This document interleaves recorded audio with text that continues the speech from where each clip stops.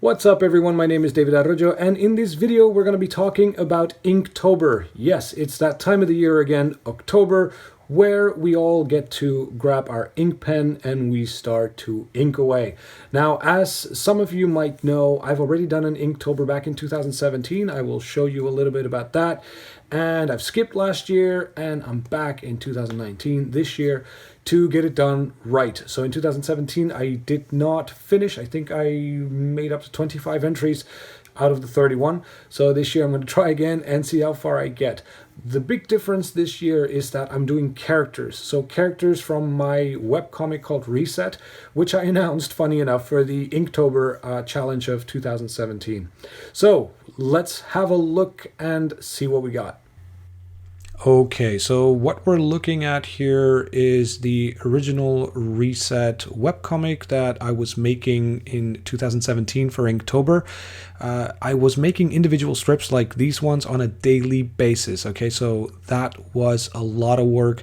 As you can see, this takes longer than 1 hour to make. Especially this one took me about 7 hours to make. So, you know, it was unsustainable. I mean, that last page, I finished it up after Inktober, like almost a year later, because I've always been so unbelievably busy that I just had no time to do any of this. But if you pay attention, there's a lot of detail, lots of little like cross-hatching and just a lot of detailed background, because that's the world of Reset, right? The world that I'm creating in this webcomic, I want it to be very rich in details. I want it to have a lot of information. So that's something to keep in mind. Now, for this Inktober, I'm doing these ones, these three characters here and these characters number 4 and 5. Every day I'm creating a character out of the world of Reset. Now we're going to start with these three first, and I'm going to show you guys how I made them in Procreate. As you can see, I start straight with ink, okay? And the very first character took me the longest because I was still trying to find the kind of art style that I wanted to go for, like how detailed I wanted to go. Obviously, I knew I was going to do something with ink, but I wasn't sure if I want to, if I was going to do additional shading or, how detailed it was going to go. So I kind of started off quite detailed, as you can see, kind of like what I would have done for the webcomic itself. When I work on the Reset webcomic, it's very detailed. The line art tends to be quite clean.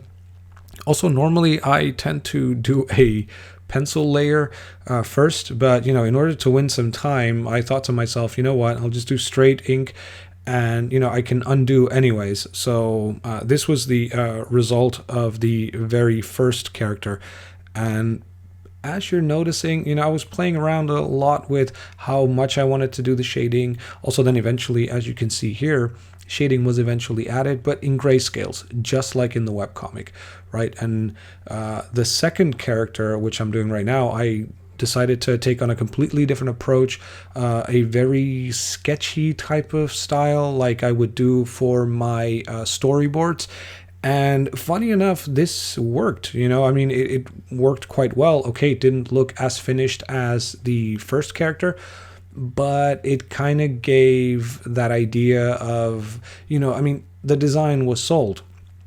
And something similar for character number 3 that you can see me design here. So again, I decided just to start off very sketchy and then just add in the details as I go. Kind of like when you're drawing with a ballpoint pen on paper, you start very light, and the only thing is that you can't undo if something is like off, but you start very light and then you start adding more and more details. I did the exact same thing here for character number 3 and 2, and that seemed to work. I mean, character 2 and 3 were done much faster than the first one.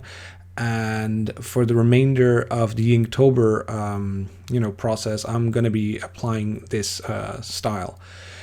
Then on day 4 and 5, these are the ones that were created. So they're a little bit more detailed. These ones, as you can see here, again, they started off also in a sketchy type, a sketchy type of style, not immediately committing to the line art. And I'm happy I did that because it allowed me to play around with different ideas a little bit more. Like, for example, first he had two assault rifles in his hands, but I wanted to really emphasize the, the brutal nature of these characters, right?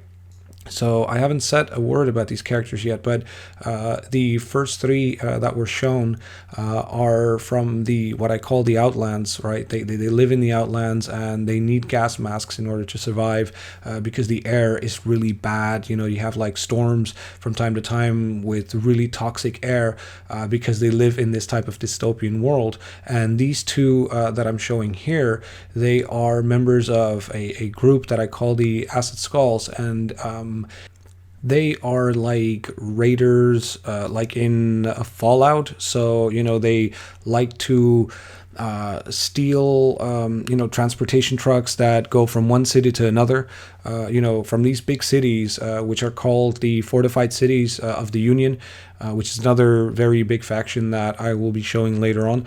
But these guys, they're basically like raiders, like thieves. Like, they live in the Outlands. They live by nobody's rules except for their own. They do things their way, and obviously they're hunted down by the Union, because the Union is this big organization that allows people to survive within these fortified cities, where you have proper like commerce and education and all kinds of stuff, and anything outside of it, it's like a hellhole, right? It's full of like crime, and these guys are just an example of the type of people that you find outside of these big cities. So as you can see, there you have it. These were my entries 1, 2, and 3. And 4 and 5, I'm currently working on number 6, and so I will see you guys in the next one with the next set of entries. Take care, guys.